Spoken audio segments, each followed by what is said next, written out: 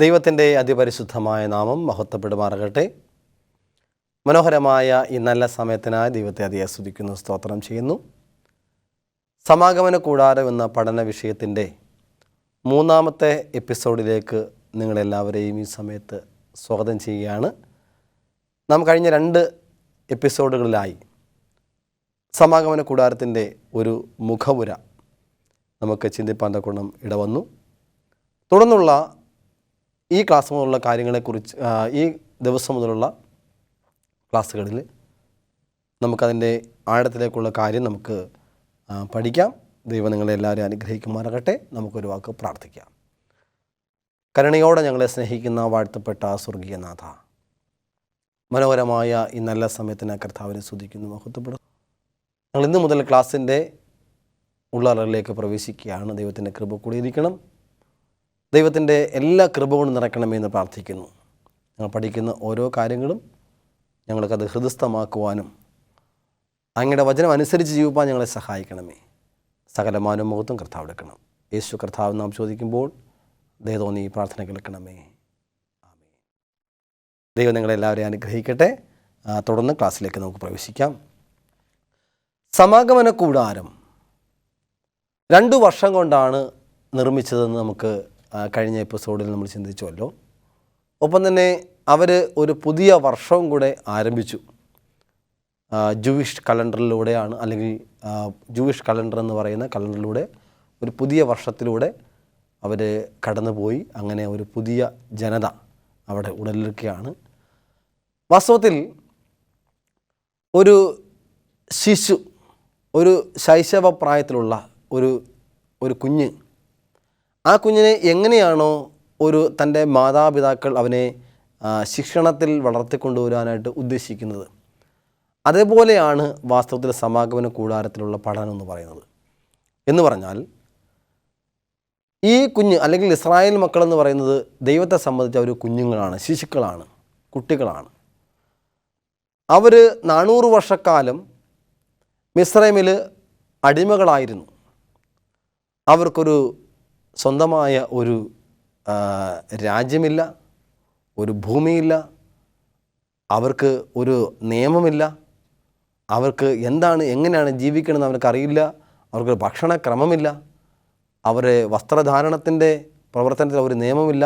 എല്ലാ തരത്തിലും അവർ ആ മിസ്രൈമിനോട് അനുരൂപപ്പെട്ടുകൊണ്ടായിരുന്ന ആ ജനത്തെ, ഒരു ശിശുവിനെ ഒരു ബാലശിക്ഷ നൽകി, അല്ലെങ്കിൽ അതിൻ്റെ ബാലപാഠങ്ങൾ പറഞ്ഞു കൊടുത്തുകൊണ്ട്, ഒപ്പം തന്നെ ഒരു രാഷ്ട്രീയ സമൂഹവും ഒരു ആത്മീക സമൂഹവുമാക്കി മാറ്റുവാൻ തക്കവണ്ണം ദൈവം ഉദ്ദേശിക്കുന്നതിൻ്റെ പടിയാണ് സമാഗമന കൂടാരത്തിനുള്ള ആ ഒരു ശുശ്രൂഷ എന്നും കൂടെ നമുക്കതിനെ മനസ്സിലാക്കാൻ തക്കവണ്ണം സാധിക്കുന്നു.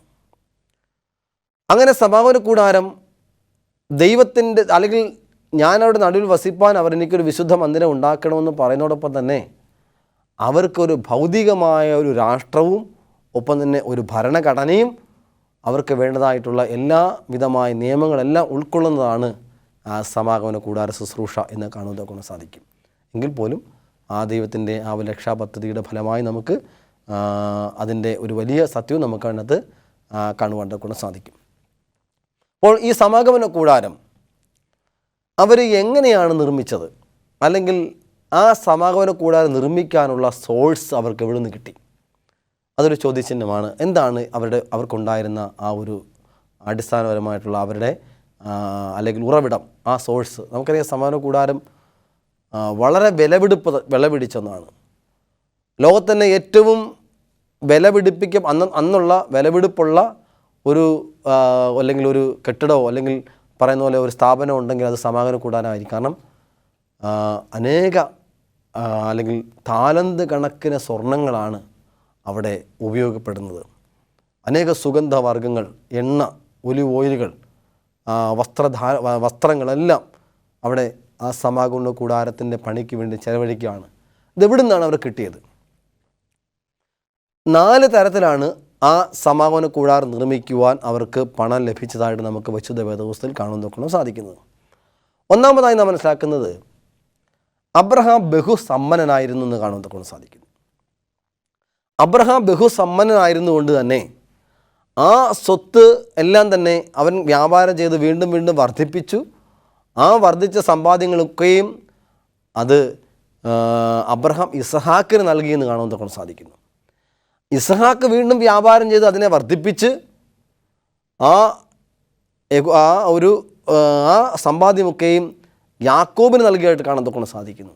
അങ്ങനെ അവർക്ക് പാരമ്പര്യമായി അവർ സ്വത്തുള്ളവരാണ്. ഇപ്പോൾ തന്നെ നമുക്കറിയാം ഇസ്രായേൽ മക്കൾ അവർ ഏകദേശം GDPയിൽ മറ്റെല്ലാ ലോക രാജ്യങ്ങളെക്കാട്ടും ഏറ്റവും അധികം GDPയിൽ വർദ്ധിച്ചു വരുന്ന ആൾ തന്നെയാണ് ഇസ്രായേൽ എന്ന് പറയുന്നത്. അറിയാം. അതുകൊണ്ട് അവരെല്ലാവരും സമ്പന്നതയുള്ളവരാണ്, കച്ചവടക്കാരാണ്, ബഹുസമ്പന്നരാണ്. അവർക്ക് പാരമ്പര്യമായി അല്പം ധനം ഉള്ളതായിട്ട് നമുക്ക് കാണുവാൻ സാധിക്കുന്നു. രണ്ടാമതായിട്ട് നമുക്ക് കാണാൻ സാധിക്കുന്നത്, അവർ മിസ്രൈമിലായിരുന്ന സമയത്ത് അവിടെ ഉണ്ടായിരുന്ന ആ മിസ്രൈമ അടിമത്തം ഉപേക്ഷിച്ച്, അല്ലെങ്കിൽ അവിടുന്ന് അവർ അതിലൊക്കെയും ദൈവത്തിൻ്റെ വചനപ്രകാരം അവർ അവിടുന്ന് ആ ദേശം ഉപേക്ഷിച്ച് സ്വന്തമായി ദൈവം കൊടുക്കാൻ ദേശം ലഭിക്കാൻ വേണ്ടി അവിടുന്ന് പുറപ്പെടുമ്പോൾ അവിടെയുള്ള എല്ലാ സ്ത്രീകളുടെയും നിന്ന് സ്വർണ്ണാഭരണങ്ങളൊക്കെ അവർ എന്ത് ചെയ്തു? അവർ കൊള്ളയടിച്ചു എന്ന് കാണാൻ സാധിക്കുന്നു. അപ്പം മിസ്രൈമിൻ്റെ ധാരാളം ധനങ്ങളൊക്കെ കൊള്ളയടിച്ചു. കാരണം 400 വർഷക്കാലം അവർ അടിമജീവൻ നയിച്ചപ്പോൾ അവർ ജോലിയും എടുത്ത് അവർ അധ്വാനം മുഴുവൻ അവർ മിസ്രൈം വലിയ സമ്പന്നതയായി. മിസ്രൈം സമ്പന്നമാവാനുള്ള പ്രധാനപ്പെട്ട കാരണം ഇസ്രായേൽ ജനമാണ്. കാരണം അവരുടെ അധ്വാനം കൊണ്ടാണ് മിസ്രൈം സമ്പന്നമായത്. അപ്പോൾ അതുകൊണ്ട് അവരുടെ സമ്പന്നതയുടെ ആ തുകയ്ക്ക് അർഹതപ്പെട്ടവരാണ് ഇവരെന്ന് നമുക്ക് കാണുവാൻ സാധിക്കും. അപ്പോൾ അതുകൊണ്ട് അവരവിടെ നിന്ന് യാത്ര പുറപ്പെട്ട സമയത്ത്, ആ യാത്ര പുറപ്പെടുന്ന സമയത്ത് അവർക്ക് അവരുടെ ഭാഗത്തു നിന്നെല്ലാം കൊള്ളയിട്ടതായിട്ട് കാണുവാൻ സാധിക്കുന്നു. എല്ലാ ഭാഗത്താണ് കൊള്ളയിട്ടതായിട്ട് കാണുവാൻ സാധിക്കുന്നു. അങ്ങനെ കൊള്ളയിട്ട് കൊണ്ടുവന്നു എന്ന് കാണാൻ സാധിക്കുന്നു. നാലാമത്തെ ഒരു സോഴ്സ് എന്ന് പറയുന്നത്, അവർ കൊണ്ടുവന്ന ആ ഒരു സമ്പാദ്യം ഉപയോഗിച്ചുകൊണ്ട് പല സാധനങ്ങളും ആ മരുഭൂമിയിലെ വർത്തക സംഘങ്ങളുണ്ടായിരുന്നു. നമുക്കറിയാം മിദ്യാന്യ കച്ചവടക്കാർ, അറേബ്യൻ കച്ചവടക്കാർ. ആ കച്ചവടക്കാരിൽ നിന്ന് സുഗന്ധവർഗം, സാമ്പ്രാണി, സന്നിനായകം പോലുള്ള ധാരാളം സുഗന്ധവർഗങ്ങൾ, അല്ലെങ്കിൽ ഈ പറയുന്ന തഹശിത്തോല്, പിന്നെ നൂലുകളൊക്കെ അവർ അവിടെ നിന്ന് വാങ്ങിയെന്ന് കാണുവാൻ സാധിക്കുന്നു. അങ്ങനെയാണ് ഈ 4 തരത്തിലും കൂടെ സമ്മിശ്രമായി നമ്മൾ ഉപയോഗിച്ചിട്ടാണ്, അല്ലെങ്കിൽ യോജിപ്പിച്ചാണ് അവർ സമാഗമന കൂടാരം നിർമ്മിച്ചതെന്ന് കാണുവാൻ സാധിക്കുന്നു. അങ്ങനെ സമാഗമന കൂടാരം നിർമ്മിച്ചതിൻ്റെ അവൻ്റെ സോഴ്സ് എന്ന് പറയുന്നത് ഈ 4 കാര്യത്തിലാണ്. അബ്രഹാം ബഹുസമ്പന്നനായിരുന്നു. അബ്രഹാമിൻ്റെ പണം ഇസഹാക്കിന് കിട്ടി, ഇസഹാക്ക് യാക്കോബ് കിട്ടി, യാക്കോബ് ഇസ്രായേൽ മക്കൾക്ക് നൽകി.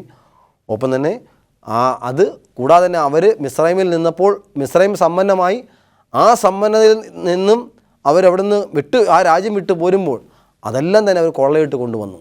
അപ്പോൾ അവർ വരുമ്പോൾ അതിസമർത്ഥന്മാരായി, അതിസമ്പാദ്യമുള്ളവരായിട്ടാണ് അവർ വരുന്നത്. അതുകൊണ്ടാണ് ഈ സംഘത്തെ ധാരാളം പേര് കണ്ണുവെച്ച് യുദ്ധം ചെയ്ത് സ്വർണവും എല്ലാം കവർന്നു കൊണ്ട് പോകാണ്ടൊക്കെ ധാരാളം ശ്രമിച്ചത്. പക്ഷേ ദൈവം അവിടെ ഒന്നും ഇടവരുത്താതെ അവരെ സംരക്ഷിച്ച് അവിടെ നിർത്തിയതായിട്ട് കാണാൻ സാധിക്കുന്നു. അപ്പോൾ അവർ വാസ്തവത്തിൽ അവർ കടൽ വഴിയായിട്ടുള്ള ഒരു വഴിയുണ്ടായിരുന്നു. ആ വഴി പോയിരുന്നെങ്കിൽ അവർ യുദ്ധം ചെയ്തേനെ, അല്ലെങ്കിൽ യുദ്ധത്തിൽ അകപ്പെട്ടു പോയേനെ. അങ്ങനെ അകപ്പെട്ടിരുന്നെങ്കിൽ അവർക്ക് ഈ പറയുന്ന സമാഗമന കൂടാരം നിർമ്മിക്കാൻ കൊണ്ട് സാധിക്കില്ല. കാരണം അവിടെ അതുവഴി പോയാൽ അവരെല്ലാം യുദ്ധം ചെയ്ത് കൊള്ളയിടപ്പെടും. അങ്ങനെ കൊള്ളയിടപ്പെടുന്നതുകൊണ്ട് അതുകൊണ്ട് ദൈവം ആ വഴിയെ വിടാതെ എന്ത് ചെയ്തു? ദൈവം ഈ മരുഭൂമി വഴിയായിട്ട് വിട്ടു അവരെ അവിടെ സംരക്ഷിച്ചായിട്ട് കാണാൻ സാധിക്കുന്നു. അതുകൊണ്ട് ദൈവം നാം മനസ്സിലാക്കണം, ആ മരുഭൂമി വഴിയെ പോയതുകൊണ്ട് അവർക്ക് ആ സമാഗമന കൂടാരം ഉണ്ടാക്കാൻ സാധിച്ചു. ആ ദൈവത്തിൻ്റെ പദ്ധതിയായിരുന്നു അത് ആ വഴി വരണമെന്നുള്ളത്. അങ്ങനെ അവർക്ക് ആ വഴിയെ വന്ന് ആ സമാഗമന കൂടാരം നിർമ്മിക്കാൻ സാധിച്ചു. അപ്പം 4 തരത്തിലുള്ള സോഴ്സാണ് ഉണ്ടായിരുന്നത്. അപ്പോൾ സമാഗമന കൂടാരത്തെക്കുറിച്ച് മനസ്സിലാക്കുന്ന നമ്മൾക്ക് ഓരോരുത്തർക്കും മനസ്സിലാക്കണം, സ്വർഗത്തിലൊരു സമാഗമന കൂടാരം ഉണ്ടായിരുന്നു. അതിൻ്റെ മാതൃകയാണ് ഭൂമിയിലുണ്ടായിരിക്കുന്നത്. 2 വർഷം കൊണ്ടാണ് സമാഗമന കൂടാരം നിർമ്മിക്കപ്പെട്ടത്. ഒപ്പം തന്നെ അത് നിർമ്മിക്കുമ്പോൾ ഒരു പുതിയ വർഷം കൂടെ ആരംഭിച്ചിരുന്നു. ഒപ്പം തന്നെ അത് നിർമ്മിക്കാനുള്ള സോഴ്സ് എന്ന് പറയുന്നത് അവർക്ക് അബ്രഹാം സമ്പന്നായിരുന്നു കൊണ്ട് അവരെല്ലാവരും സമ്പന്നായിരുന്നു. ഒപ്പം മിസ്രൈമിൽ നിന്ന് അവർ കൊള്ളയിട്ടു. പിന്നീട് പിന്നീടെന്ന് പറയുന്നത് അവർക്ക് മിദ്യാൻ്റെ കച്ചവടക്കാരിൽ നിന്ന് അവർ വാങ്ങിക്കൊണ്ട് അതിലൊക്കെ സാധനങ്ങളൊക്കെ വാങ്ങി, അങ്ങനെ ഇത്രയും കാര്യങ്ങൾ കൊണ്ടാണ് അവർ സമാഗമന കൂടാരം നിർമ്മിക്കപ്പെട്ടതെന്ന് കാണാൻ നോക്കാൻ സാധിക്കുന്നു. നമുക്കിനി സമാഗമന കൂടാരം നിർമ്മിച്ചതിൻ്റെ മുഖ്യ ശില്പിയായിരുന്നത് ആരൊക്കെയാണ്? അപ്പോൾ ആരാണ് സമാഗമന കൂടാരത്തിൻ്റെ മുഖ്യ ശില്പിയായിട്ട് ഉണ്ടായിരുന്നത് കാണാൻ നോക്കാൻ സാധിക്കുന്നത്? നമുക്ക് നോക്കാം. ആരാണ് കാണുന്നത്? ഒന്നാമതായിട്ട് ബസലേൽ എന്ന് പറയുന്ന ആളാണ്. ഒഹോലിയാബ് എന്ന് പറയുന്ന രണ്ട് വ്യക്തികളാണ്. അപ്പോൾ സമാഗമന കൂടാരത്തിൻ്റെ ശില്പികൾ ആരാണ്? നമുക്കറിയാം, ഒരു സ്തൂപമോ ബിംബമോ ഒക്കെ എവിടെയെങ്കിലും സ്ഥാപിക്കപ്പെട്ട് കഴിഞ്ഞാൽ അതിൻ്റെ ഒരു സൃഷ്ടികർത്താവ് ഉണ്ടായിരിക്കും.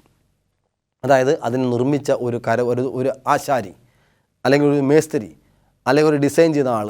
അപ്പോൾ സമാഗമന കൂടാരം നിർമ്മിച്ച രണ്ട് ഒരു ആശാരിമാരെക്കുറിച്ച്, അല്ലെങ്കിൽ എന്താണ് അതിൻ്റെ ഒരു അടിസ്ഥാന ശില്പികളായിട്ടിരുന്ന രണ്ട് വ്യക്തികളുണ്ട്. അതാരും മറന്നു പോകരുത്.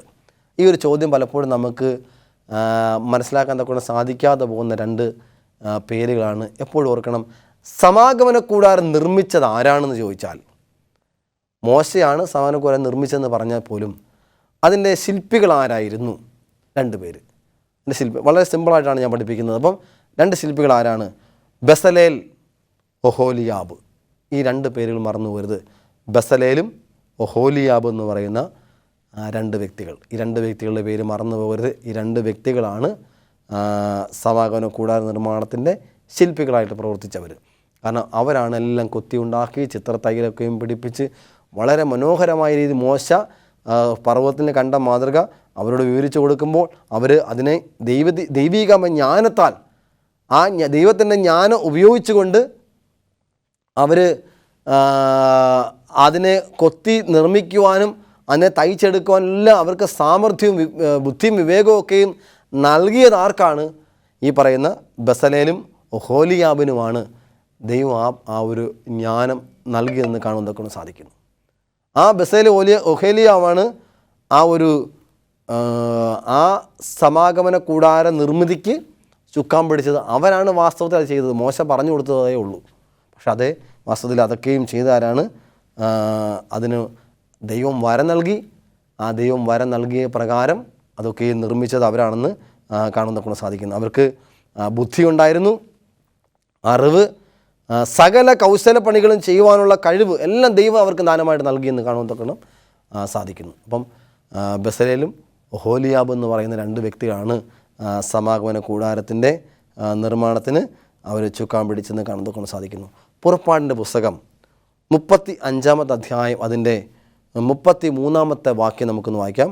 പുറപ്പാടിൻ്റെ പുസ്തകം 35-ൻ്റെ 33-ാമത്തെ വചനം നമുക്കൊന്ന് വായിക്കാം. പുറപ്പാടിൻ്റെ പുസ്തകം 35-ൻ്റെ 33. പുറപ്പാട് 35-ൻ്റെ 33-ാമത്തെ വചനം നമുക്കൊന്ന് വായിക്കാം.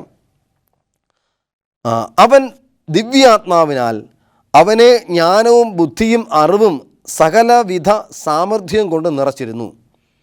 അവൻ്റെ മനസ്സിലും ദാൻ ഗോത്രത്തിൽ അഹീസാമാക്കിൻ്റെ മകനായ ഒഹോലിയാബിൻ്റെ മനസ്സിലും മറ്റുള്ളവരെ പഠിപ്പിക്കുവാൻ അവൻ തോന്നിച്ചിരുന്നു.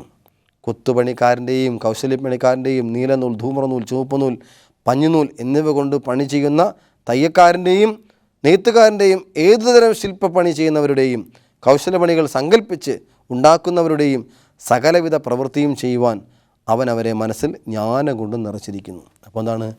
ദൈവം അവരുടെ ഹൃദയത്തെ ജ്ഞാനം കൊണ്ട് നിറച്ചിരുന്നു. ബസലേലും ഒഹോലിയാബ് എന്ന് പറയുന്ന രണ്ട് വ്യക്തികളാണ് സമാഗമന കൂടാരം നിർമ്മിച്ചത്. അങ്ങനെ സമാഗമന കൂടാരം നിർമ്മിച്ചത് ഈ രണ്ട് വ്യക്തികളാണ് നമുക്ക് കാണുകൊണ്ടൊക്കണം സാധിക്കുന്നത്. അവർക്ക് ദൈവം വളരെ ജ്ഞാനങ്ങൾ നൽകി, വളരെയധികം അറിവ് നൽകി. അങ്ങനെയാണ് അവർ സമാഗമന കൂടാരം നിർമ്മിച്ചതെന്ന് കാണുന്നതൊക്കെ സാധിക്കുന്നു. പിന്നീട് അവർ ചെയ്ത പ്രവർത്തനങ്ങളെക്കുറിച്ച് പഠിക്കുമ്പോൾ മരം വെട്ടണം, അതിനെ രാഗി മിനുക്കി ഓരോ മരങ്ങളുള്ള കൊത്തുപണികൾ, പിന്നെ രത്നം, അതിലൊക്കെയും രത്നങ്ങൾ പതിപ്പിക്കുക, പിന്നെ മരത്തിൽ കൊത്തുപണി ചെയ്യാനുള്ള സാമർഥ്യം, കൂടാതെ തന്നെ അവർക്ക് ഒരുപാട് സഹായികളുണ്ടായിരുന്നു. ജ്ഞാനം അറിവും ബുദ്ധിയുമുള്ള അനേകം ചിത്രത്തൈകൾ നെയ്യാനൊക്കെയുള്ള ആളുകൾ അതൊക്കെയും ഇസ്രായേൽ മക്കൾക്കുണ്ടായിരുന്നു. അപ്പോൾ അങ്ങനെയുള്ള ജ്ഞാനികളായിട്ടുള്ള ആളുകളെ ദൈവം അവർക്ക് വേണ്ടി ഒരുക്കി. അപ്പോൾ അങ്ങനെ ഈ പറയുന്ന രണ്ട് വ്യക്തികൾ, ബസലേലും ഒഹോലിയാബും എന്ന് പറയുന്ന രണ്ട് വ്യക്തികളാണ് ഈ നിർമ്മാണ വേലയിൽ ചൊക്കാൻ പിടിച്ചത്. അതുകൊണ്ട് അല്ലെങ്കിൽ ഇത് മറക്കരുത്. ഈ രണ്ട് വ്യക്തികളെ പേര് നമ്മൾ ഒരിക്കലും മറന്നു പോകരുത്. അവരാണ് ഇതിനുള്ള പ്രധാനപ്പെട്ട കാരണക്കാർ. അതിൻ്റെ ശില്പികളെന്ന് പറഞ്ഞു കഴിഞ്ഞാൽ അതിൻ്റെ ശില്പി നമുക്കറിയാം, താജ്മഹൽ പണിത ഷാജഹാൻ ചക്രവർത്തി എന്ന് പറയും. പക്ഷേ ഷാജഹാൻ ചക്രവർത്തി ആണോ അത് നിർമ്മിച്ചത്? അല്ല. അതിനൊരു ഒരു ശില്പി ഉണ്ടായിരുന്നു. ആ ശില്പിയുടെ വലത് കരം മുറിച്ച് കളഞ്ഞു എന്ന് നമുക്ക് ചരിത്രത്തിലൊക്കെ വായിക്കുന്നു. അത്രമാത്രം സത്യം നമുക്കറിയില്ലെങ്കിൽ പോലും നമുക്കത് കാണുന്നതൊക്കെ കൊണ്ട് സാധിക്കുന്നു. എന്ന് പറഞ്ഞാൽ അതിൻ്റെ ശില്പി, സമാഗമന കൂടാരത്തിൻ്റെ ശില്പി എന്ന് പറയുന്നത് ബസലേലും ഒഹോലിയാബും എന്ന് കാണുന്നതൊക്കെ കൊണ്ട് സാധിക്കുന്നു. അപ്പോൾ അങ്ങനെയുള്ള ഈ രണ്ട് കാര്യങ്ങൾ നമ്മൾ മറന്നു പോരുത്. അപ്പം ഈ പറഞ്ഞ രണ്ട് വ്യക്തികളാണ് സമാഗമന കൂടാരം നിർമ്മിച്ചതെന്ന് കാണുന്നതൊക്കെ സാധിക്കുന്നു. അപ്പം ഇനിയും നമുക്ക് പഠിക്കാനുള്ളത് സമാഗമന കൂടാരത്തിൻ്റെ ഓരോ ഉപകരണങ്ങൾ, അല്ലെങ്കിൽ അതിനുള്ള എല്ലാവിധമായിട്ടുള്ള ചിത്ര തയ്യൽ പണികളൊക്കെ നമുക്ക് അതിനെക്കുറിച്ച് ധാരാളം പഠിക്കേണ്ടതുണ്ട്. ഇനി നമുക്ക് ചിന്തിക്കാനുള്ളത് സമാഗമന കൂടാരത്തിൻ്റെ ആ പദത്തിൻ്റെ ഒരർത്ഥം നമുക്ക് നോക്കാം. എന്താണ് സമാഗമന കൂടാരം എന്ന വാക്കിനുള്ള അർത്ഥമെന്ന് നോക്കാം. എബ്രായ ഭാഷയിൽ സമാഗമന കൂടാരം എന്ന് പറയുന്നത് മിഷ്കാൻ എന്നാണ് കൊടുത്തിരിക്കുന്നത്.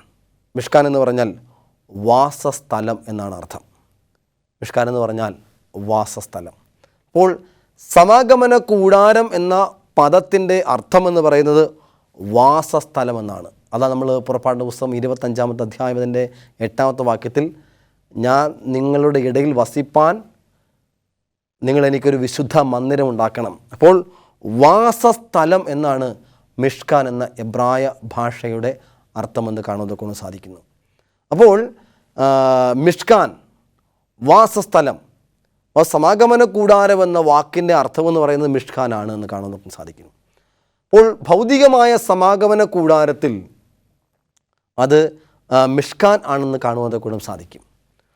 കൂടാതെ തന്നെ സമാഗമന കൂടാരത്തിന് ബൈബിളിൽ 5 സ്ഥലത്ത് അല്ലെങ്കിൽ 5 തരത്തിൽ അതിൻ്റെ പേരുകളെ നമുക്ക് കാണുന്നതൊക്കെ സാധിക്കും. 5 പേരുകൾ. അതുകൊണ്ട് നമ്മൾ ഓർത്തോണം, 5 പേരുകളുണ്ട് ബൈബിളിൽ നിന്ന് കാണുന്നതൊക്കെ സാധിക്കുന്നു. ഒന്നാമതായിട്ട് കാണുന്നതൊക്കെ സാധിക്കുന്നത് സമാഗമന കൂടാരം എന്നാണ് കാണുന്നതൊക്കെ സാധിക്കും. ഒന്നാമതായിട്ട് സമാഗമന കൂടാരം എന്ന് കാണുന്നതൊക്കെ സാധിക്കുന്നു. പുറപ്പാടിൻ്റെ പുസ്തകം 33:7 പറയുന്നത് ഇങ്ങനെയാണ്: മോശ കൂടാരമെടുത്ത് പാളയത്തിൽ നിന്ന് ദൂരത്തടിച്ചു, അതിന് സമാഗമന കൂടാരം എന്ന് പേരിട്ടു. അപ്പം മോശ അതിന് ആ കൂടാരത്തിന്, മിഷ്കാൻ എന്ന് പറയുന്ന ആ വാസസ്ഥലത്തിന്, കൂടാരം എന്നാണ് അല്ലെങ്കിൽ കൂടാരമാണ്, ടാബർനാക്കിൾ എന്ന് പറയുന്നത്, അതിന് സമാഗമന കൂടാരം എന്ന് പേരിട്ടു. ഒന്നാമതായിട്ട് സമാഗമന കൂടാരം എന്നുള്ള പേര് നമുക്ക് കാണുവാനൊക്കെ സാധിക്കുന്നു. രണ്ടാമതായിട്ട് സമാഗമന കൂടാരത്തിന് സാക്ഷ്യക്കൂടാരം എന്നൊരു പേരുണ്ട്. സാക്ഷ്യക്കൂടാരം. അപ്പോൾ സമാഗമന കൂടാരത്തിൻ്റെ മറ്റൊരു പേരാണ് സാക്ഷ്യക്കൂടാരം എന്ന് കാണുന്നതൊക്കെ. സാക്ഷ്യക്കൂടാരം സംഖ്യാപുസ്തകം 9-ാമത്തെ അധ്യായം അതിൻ്റെ 15-ാമത്തെ വാക്യത്തിൽ ഇങ്ങനെ കാണുന്നു: തിരുനിവാസം നിവർത്തി നിർത്തിയ നാളിൽ മേഘം സാക്ഷ്യക്കൂടാരമെന്ന തിരുനിവാസത്തെ മൂടി. അപ്പോൾ എന്താണ്? ആ സമാഗമന കൂടാരത്തിൻ്റെ മറ്റൊരു പേരാണ് സാക്ഷ്യക്കൂടാരം. അപ്പോൾ സമാഗമന കൂടാരമുണ്ട്, പിന്നീട് രണ്ടാമതായി നമുക്ക് സാക്ഷ്യക്കൂടാരത്തെ നമുക്ക് കാണുന്നതൊക്കെ സാധിക്കുന്നു. പിന്നീട് മൂന്നാമതായിട്ട് നമുക്ക് കാണുന്നതൊക്കെ സാധിക്കുന്നതാണ് കർത്താവിൻ്റെ കൂടാരം. അപ്പോൾ നമ്മൾ നേരത്തെ അല്ലെങ്കിൽ വായിച്ച വചനം മറന്നു പോകരുത്. ഞാൻ അവരുടെ നടുവിൽ വസിപ്പാൻ അവരെനിക്കൊരു വിശുദ്ധ മന്ദിരം ഉണ്ടാക്കണം എന്ന് പറയുമ്പോൾ അവിടെ കർത്താവിൻ്റെ കൂടാരം എന്ന് കാണുന്നതൊക്കെ സാധിക്കുന്നു. ഒന്ന് രാജാക്കന്മാരുടെ പുസ്തകം 2-ാമത്തെ അധ്യായം അതിൻ്റെ 28-ാമത്തെ വാക്യത്തിൽ ഇങ്ങനെ കാണുന്നു: ഈ വർത്തമാനം യോബാബിന് എത്തിയപ്പോൾ യോബാബ് അബ്ശാലോമിൻ്റെ പക്ഷം ചേർന്നിരുന്നില്ലെങ്കിലും അദോനിയാവിൻ്റെ പക്ഷം ചേർന്നിരുന്നു. അവൻ യഹോവയുടെ കൂടാരത്തിൽ ഓടിച്ചെന്ന് യാഗപീഠത്തിൻ്റെ കൊമ്പുകളെ പിടിച്ചു. അവിടെ യഹോവയുടെ കൂടാരം അല്ലെങ്കിൽ കർത്താവിൻ്റെ കൂടാരം എന്ന് കാണുന്നതൊക്കെ സാധിക്കും. യഹോവയുടെ കൂടാരം അല്ലെങ്കിൽ കർത്താവിൻ്റെ കൂടാരം എന്ന് കാണുന്നതൊക്കെ നമുക്ക് സാധിക്കുന്നു. രണ്ടാമതായി കാണുന്നത് കൊണ്ട് സാധിക്കുന്നത് കർത്താവിൻ്റെ ഭവനമെന്ന് കാണുന്നു. കർത്താവിൻ്റെ ഭവനം. പുറപ്പാട് പുസ്തകം 23:19 പറയുന്നു, നിൻ്റെ ഭൂമിയുടെ ആദ്യ വിളവുകളിലെ പ്രഥമഫലം നിൻ്റെ ദൈവമായ യഹോവയുടെ ആലയത്തിൽ കൊണ്ടുവരണം. അപ്പം യഹോവയുടെ ആലയം കാണുന്നതൊക്കെ സാധിക്കുന്നത് കർത്താവിൻ്റെ ഭവനമെന്നും അതിൻ്റെ പേരുണ്ടതായിട്ട് നമുക്ക് കാണുന്നതൊക്കെ സാധിക്കുന്നു. പിന്നീട് നമുക്ക് കാണുന്നതൊക്കെ സാധിക്കുന്നത് വിശുദ്ധ കൂടാരം. വിശുദ്ധ കൂടാരം. വിശുദ്ധ കൂടാരം. പുറപ്പാട് പുസ്തകം 25:8 പറയുന്നത്, ഞാൻ അവിടെ നടുവിൽ വസിപ്പാൻ അവരെനിക്കൊരു വിശുദ്ധ മന്ദിരം ഉണ്ടാക്കണമെന്നാണ് പറയുന്നത്. വിശുദ്ധ മന്ദിരം ഉണ്ടാക്കണം. അപ്പോൾ അതാണ് 5 തരത്തിൽ 5 പേരുകളിൽ സമാഗമന കൂടാരം അറിയപ്പെടുന്നതായി നമുക്ക് കാണുവാൻ സാധിക്കുന്നു. അപ്പോൾ ഇത്രയും കാര്യങ്ങളാണ് നമുക്ക് സമാഗമന കൂടാരത്തെ സംബന്ധിച്ച് ആമുഖമായി ചിന്തിക്കുവാൻ തക്കവണ്ണം ദൈവം നമുക്ക് ഇട നൽകിയത്. അത് ഒന്നും കൂടെ ഞാൻ പറയാം. ആദ്യം മുതലുള്ള കാര്യങ്ങൾ നമുക്ക് പറയാം. ഒന്നാമതായിട്ട് സ്വർഗത്തിലെ സമാഗമന കൂടാരമുണ്ട്. ആ സമാഗമന കൂടാരത്തിൻ്റെ മാതൃക പ്രകാരമാണ് ഭൂമിയിലെ സമാഗമന കൂടാരം നിർമ്മിക്കപ്പെട്ടിരിക്കുന്നത്. ആ ഭൂമിയിലെ സമാഗമന കൂടാരം നിർമ്മിച്ചിരിക്കുന്ന വർഷം, നിർമ്മിക്കാൻ എടുത്ത വർഷം എന്ന് പറയുന്നത് 2 വർഷ കാലയളവാണ്. ഒപ്പം തന്നെ സമാഗമന കൂടാരം നിർമ്മിക്കുന്നതിനൊപ്പം തന്നെ തൊട്ടടുത്ത് തന്നെ അവർക്ക് പുതിയൊരു വർഷം ആരംഭിക്കപ്പെട്ടു. ആ സമാഗമന കൂടാര ശുശ്രൂഷയുമായി വളരെ ബന്ധപ്പെട്ട് കിടക്കുന്ന ഒന്നാണെന്ന് കാണുവാൻ സാധിക്കും. അങ്ങനെ കൂടാതെ തന്നെ സമാഗമന കൂടാരം നിർമ്മിക്കാൻ അല്ലെങ്കിൽ അവർക്കുള്ള സാഹചര്യം എന്താണ്, അല്ലെങ്കിൽ അവരെങ്ങനെയാണ് നിർമ്മിച്ചത്, അവർക്ക് എവിടെ നിന്നാണ് ആ പണം ലഭിച്ചത്? 4 തരത്തിലാണ് അവർക്ക് പണം ലഭിച്ചതെന്ന് നമ്മൾ പഠിച്ചു കഴിഞ്ഞു. അവർ ബഹുസമ്പന്നരായിരുന്നു. ഒപ്പം തന്നെ മിസ്രൈമിൽ നിന്ന് കൊള്ളയിട്ടു. ഒപ്പം തന്നെ അവർ ബഹുസമ്പന്നരായിരുന്നു, മിസ്രൈമിൽ നിന്ന് കൊള്ളയിട്ടു. കൂടാതെ തന്നെ അവർ മറ്റു സ്ഥലത്ത് നിന്ന് വാങ്ങിക്കൊണ്ട് വന്നു, അല്ലെങ്കിൽ മറ്റ് ഈ സാധനങ്ങളൊക്കെ മറ്റ് മിദ്യാൻ്റെ കച്ചവടക്കാരിൽ നിന്നൊക്കെ വാങ്ങിയെന്ന് കാണുന്നതൊക്കെ സാധിക്കുന്നു. അങ്ങനെ അവർ അങ്ങനെയാണ് സമാഗമന കൂടാരം അവർ നിർമ്മിക്കുന്നത്. അങ്ങനെ സമാഗമന കൂടാരം നിർമ്മിച്ചപ്പോൾ ആ സമാഗമന കൂടാരത്തിന് 5 പേരുകളിലായിട്ട് അത് അറിയപ്പെടുന്നു വിശുദ്ധ വേദ പുസ്തകത്തിൽ. സാക്ഷ്യകൂടാരമെന്നും കർത്താവിൻ്റെ ഭവനമെന്നും ദൈവത്തിൻ്റെ വിശുദ്ധ മന്ദിരമെന്നൊക്കെയും സമാഗമന കൂടാരമെന്നൊക്കെയും അതിന് പേരിൽ അറിയപ്പെടുന്നതായിട്ട് കാണുന്നതൊക്കെ സാധിക്കുന്നു. ഇത്രയും കാര്യമാണ് നമ്മൾ സമാഗമന കൂടാരവുമായി ബന്ധപ്പെട്ട കാര്യങ്ങളെക്കുറിച്ച് ചിന്തിച്ചത്. ദൈവം എല്ലാവരെയും അനുഗ്രഹിക്കട്ടെ. തുടർന്നും നമുക്ക് വചനം നമുക്ക് ചിന്തിക്കാം. ദൈവം എല്ലാവരെയും അനുഗ്രഹിക്കുമാറാകട്ടെ. ആമേൻ. നമുക്ക് പ്രാർത്ഥിക്കാം. കരുണയോടെ ഞങ്ങളെ സ്നേഹിക്കുന്ന വാഴ്ത്തപ്പെട്ട സ്വർഗീയനാഥ, മനോഹരമായ ഈ നല്ല സമയത്തിനായി കർത്താവിനെ സ്തുതിക്കുന്നു. ദൈവം ഞങ്ങൾ സമാഗമന കൂടാരത്തെക്കുറിച്ച് കൂടുതലായിട്ട് പഠിക്കുവാനും അതിൻ്റെ ഉള്ളറകളെക്കുറിച്ച് ഗ്രഹിപ്പാനും ഞങ്ങൾക്ക് ആത്മീയമായ നന്മ പ്രാപിപ്പാനും